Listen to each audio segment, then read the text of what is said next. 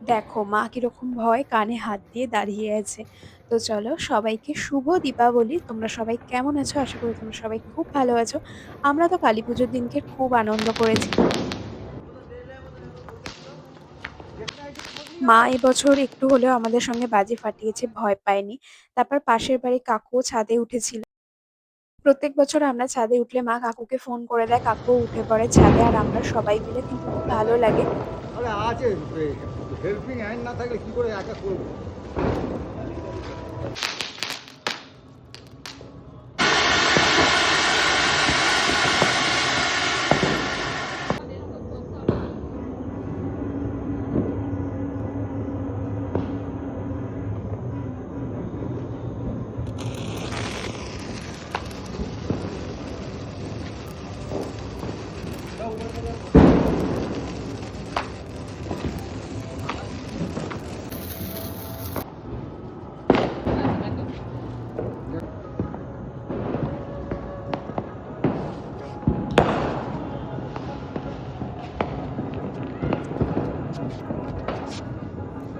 পানির পর্ব চলছে।